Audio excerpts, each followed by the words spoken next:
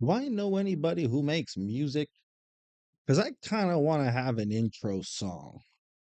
So if you make music, send me a DM on my Instagram and we'll talk. Hey, what's up, interwebs? My name's David, and you are chilling with Schilling. So another week, another video. I am on a roll. Four videos in January. Hiya, help me. When I say tell your friends, it's not just my tagline for the end of the video. It's sort of my way of, sorry, that was rude. That's sort of my way of saying, help me. Sharing the video, guys, does so much for me. I'm already up 3 subscribers, which isn't a lot in the grand scheme of things, but when I only have under 100, it's not a terrible thing. And I'm talking about mental health, guys. I'm talking about one of the most boring subjects. People who don't deal with it have no real need to listen. People who do deal with it have no real desire to listen. So it's difficult for me to get people to watch. I have been unmedicated since my last video. I talked about it, how it was only how I took my last pill. Yeah, here we are pretty much a week later, and I still don't have my meds for my ADHD. I have an doc. I have an I have. Oh boy, David, slow down and use real words. I have a doctor's appointment on Tuesday this week to be able to hopefully increase my medication to make it more helpful to focus, because right now that's sort of lacking. There's a lot that I need to get done, but if I don't have my meds, even the beginning basic dosage, I have to nap for at least 2 hours a day. So there's 2 hours of productivity out the window because I have to nap. When I say have to nap, I mean like I have to nap. I will not make it to 9 p.m. if I don't have a nap sometime during the day. It's terrible. I hate it. I hate it. But here we are, doing it anyways. Gotta do what you gotta do. Sorry if I'm squinty. I've added a second light right here. So I don't know if you can see. Boom. Can't see me? Now you can. Can't see me? Now you can. So I'm brighter. I'm a little bit handsomer. What can I say? But that is just pure lighting. I'm just making sure that everything's looking okay, that I'm doing okay, that things are looking okay. All right, we're gonna get to today's topic right away. No more dilly dallying around. I don't have much to talk about this week other than I got very, very, very sleepy and I'm not medicated. So, huzzah. Today's topic is confidence, self confidence, and how to have self confidence. Wait. Where are you going? Get back here. Yeah, okay, I get it. I am probably the worst person to give advice on being confident. I am the guy who used to run from pretty girls. People that I found attractive, I could not speak to. Kind of still have a bit of a hard time. It's a little easier, but I still have a bit of a hard time. But I used to run. My friends, being my friends, used to think it was funny to tell a very, very pretty girl that I found them very, very, very pretty. Well, this would instantly cause me to go into a panic mode. My fight or flight would kick in. Normally, my fight mode kicks in purely, and that it has to deal with confrontation, verbal confrontation. This isn't a confrontation, but in my mind, this is a war. It is me against somebody that could potentially be a partner. That's a war. So this is my life. I also consider myself to be a little bit on the old-fashioned route, a conversation that should be done in person. I have a hard time doing that online. My brain just sits there and goes, no, no, no, no, no. This has to be done in person. And it makes it difficult. Especially in today's day and age where everything is done online. But in my brain, I have to do things in person. So I found a little bit of a cheat code. Started asking out girls from different cities. That way I had no real choice but, so I should stop moving around. But I had no choice but to say things online. Use a physical barrier for me to be Patrick Swayze. Wow, I'm dating myself. I'm one of those people now. Oh no, I'm dating myself and I'm old. Okay, confidence. How do we find our confidence? Well, first of all, you have to figure out why you're not confident and be honest and very truthful with yourself. For me, there was a lot of conditioning to feel inferior. Even by my friends, I was conditioned to feel inferior, that being their friend was a privilege. which it should be. You treat me properly, then it is a privilege to be your friend. But everybody's young. So, through a lot of social conditioning, I developed a bit of an inferiority complex. Bit of one. Depression, anxiety, undiagnosed ADHD exacerbates the depression, the anxiety. I didn't really start dating until I was 16. And at that point, I was in such a rush to date, I wasn't really thinking about who to date with people who view themselves in a negative way. We talked about this in my bubble theory video. It takes a special kind of person to be in a relationship with somebody like me because of my mental health. It's difficult for me to deal with, let alone somebody who's not living it, who doesn't understand it. So the reality was I was the problem. I was an undiagnosed problem, but I was still the problem. Except somebody like me takes that to heart because I don't know what's going on. I think how I think is normal. So I'm the problem, but I'm normal. And this pertains not just to dating, but to things in general. School, for example. Because I have ADHD, I had two extremes when I was in school. One extreme for me was really, really, really excelling. If the program was fun, if the course was fun, if the teacher was fun, I would excel. However, there's the other side of that coin. If I didn't enjoy the subject, if I didn't enjoy the teacher, well, I could not care. I wanted to care, but I could not care. And it wasn't for a lack of trying. So for me, step one, especially for somebody like us, being passionate about it. So passionate that you're willing to even try to overcome any obstacle that gets in your way. And that's where confidence starts. Overcoming these mental or physical barriers that we have set in place or that have been placed before us to be able to do or say or get what we want. Yeah. Now, overcoming those barriers can be very, very difficult. I've mentioned it before and I'm going to mention it again because for me, it is key to being able to take those steps. Thinking beard to be able to take those steps to overcoming your challenges, your physical barriers, your mental barriers. Breathe and explain. Now, there's many other things that we can do as well. I know for me, because I'm a catastrophic thinker, I like to be prepared for the absolute worst case scenario. Pray for the best, plan for the worst. So confidence. For me, it's more of a social thing. Physical confrontation, fight or flight kicks in, fight kicks in.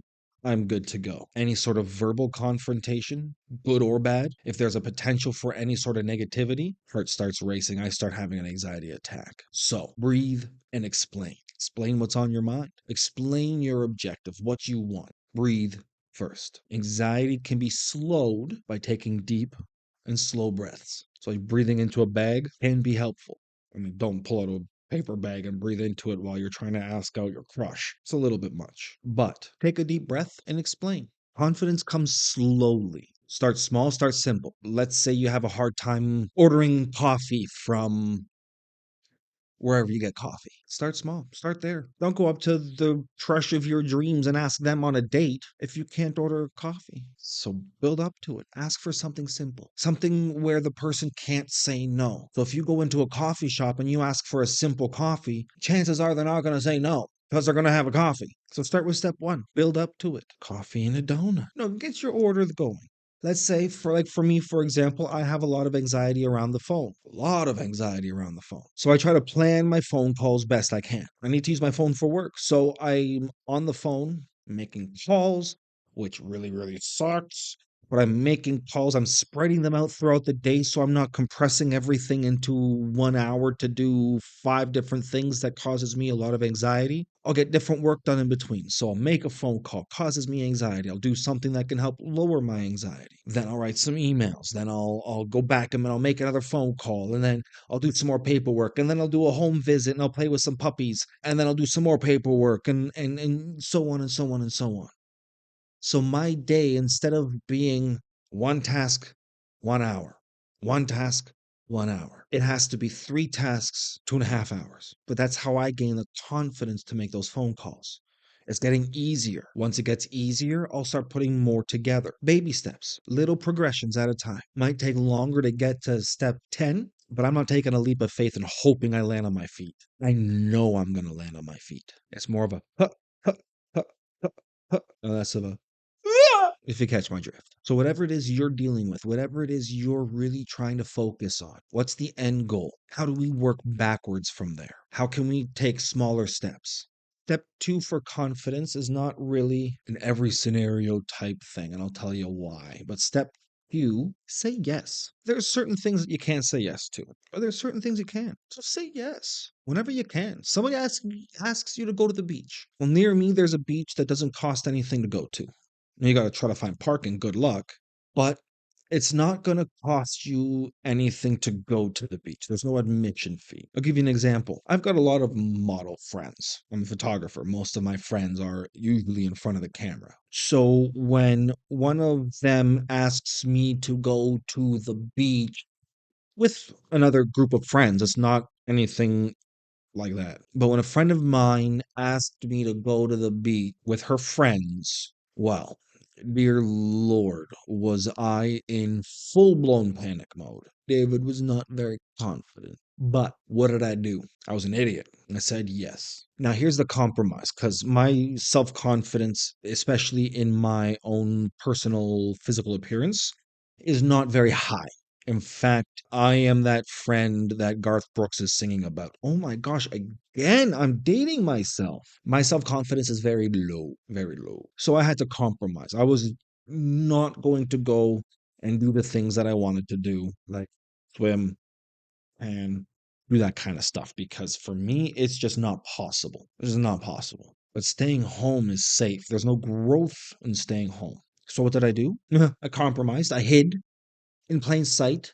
I brought a tool that I felt comfortable bringing. I brought my camera and I took pictures of everybody. Kept my shirt on because I forget, I gave some sort of excuse. But I brought my camera. I took photos. I was happy because I could include myself in a way that made things fun for me around a bunch of people I didn't know and don't have the confidence to go up and just speak and have a conversation with. So my brain's not there yet. But I was able to bring a conversation starter. Hi, I'm David. I'm a photographer. If you want photos today, let me know. Got my camera in my bag. Then I was just laying down, chilling, taking photos of my friend who was there, who was the model, and ended up taking photos of everybody else. Still in contact with a few of those people too. Super cool. But I brought something that allowed me to relate. If you're going to a house party, bringing something for the host is always nice. Chips and beef jerky, whether it be scotch, whether it be beer, whether it be pop and juice, it cake, it doesn't matter. Bringing something just forces you to be included. I mean, you're being invited, so feel included.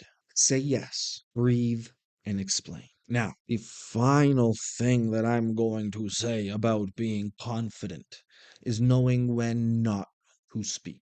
Now, I could have conversations about conversations, but there is nuance to knowing when to keep your mouth shut. Somebody neurodivergent like me becomes a little bit more difficult. The conversation this has is very different than the conversation this has. Talking about yourself might seem confident, but it becomes boring very quickly. Sit back and listen. Just listen for a little bit. Listen, Linda. Linda, listen.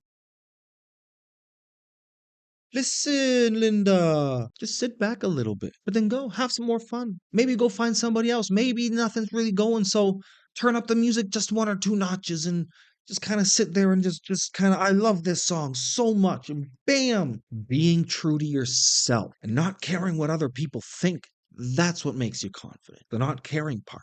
I care too much. But I've learned to hide in plain sight. I can hide by being very social. Now, I usually have a tool with me, a camera, my phone, something like that, that allows me to disconnect. It allows me to reset and it gives me a chance to recenter and focus. I tend to get overstimulated very quickly. I have headphones or earbuds. I have bone conducting headphones. I use these tools to help manage my stress levels when I start getting overstimulated. I tell people, I got to step outside. I got to cool off. The medication that I'm on makes it difficult for me to regulate my body heat. So I've learned these tools to help me regulate myself, to keep myself calm and relaxed because calm is confident. Breathe and explain and explain. Don't forget to ask questions. There are many ways of being confident, but it starts with loving yourself. And I've been all over the place. Going to the gym and working out is going to make you big, but it's not going to make you confident. If you're going to the gym to get confidence, you're always going to see each an individual flaw. Self confidence and self love are one and the same. There are tools, there are techniques that you can use, and I've shown you some of them that I've learned. Breathe and explain helps slow down the anxiety. Explaining, pray for the best, plan for the worst, helps to explain, helps me to breathe. Gaining knowledge, asking questions, helps keep you in social circles. But again, this comes from self love. You have to be able to be okay to be yourself. And the biggest step in confidence or gaining confidence in yourself, well, for each person, that's going to be a little different. And I know that's a non answer. I know that's a non answer. And for me, the biggest step is not caring what other people think. I can still be the same wacky, crazy, goofy person that I was when I was masking how insecure I was. But I was doing that to fit in. I was trying so hard to be the class clown, the person that everybody loved. So I did not want to be hated. I hated myself enough. I didn't need any outside interference with that. But the more self love that I've found, the smaller my circle has gone. The more confident I am that I'm going to be okay. The more I trudge through tough times, the more I understand how to make it through them. All of these factors contribute to my confidence. To be able to sit in front of a camera and talk to 7 billion people in the world, potential people in the world. Some are babies, some are old. A lot of people don't have YouTube. You get it. You get it. But it starts small. Public speaking for me is still very terrifying until I get started. Once I get started, you cannot stop me. Hence why this video at recording time, I'm at 43 minutes. Good luck cutting this down. But that's where the confidence comes in. I don't care. I'm making this for me. If I get 10 views, I get 10 views. I'm making this for me and for those that want to watch. That's my journey. I welcome everybody who wants to join me on my journey, who wants to follow a similar path. I have friends who make YouTube channels. I have friends who are photographers. I don't care. I don't see them as competition. I don't. I see them as allies in the same, going through the same experience that I am, the same challenges. Many of my photographer friends are far more successful than I am. Most are doing it full time. I'm just enjoying the ride. It feels pretty good. Feels pretty good. All right, guys, that's going to do it for me. I hope you don't mind the rambling that I do from time to time to time to time to time to all the time. How do you gain confidence? How do you find confidence? Were you always just confident? Reach out to me on my Instagram, guys. I'll leave the link in the description down below. You know the drill. Oh, one more thing. Tell me what you want to see in a video. I had a friend talk to me about relationships and how to get into a relationship and how to deal with relationships while dealing with mental health challenges because it is tough. Now, I can always go into deep dives into some of these other things and some stuff that I've already talked about, but I want to keep it kind of a little bit open. I want to have more of a deep dive on my podcast. The Survivors, guys, is coming back this February. I don't have a day yet. What's a good day for a podcast? Seriously, what day do you sit down and watch podcasts the most? That is what I want to know. I also want to know what makes you confident, what makes you insecure. Reach out to my Instagram, description down below. I've said all this. One more thing, guys. Like, subscribe, share. Don't forget, tell your friends.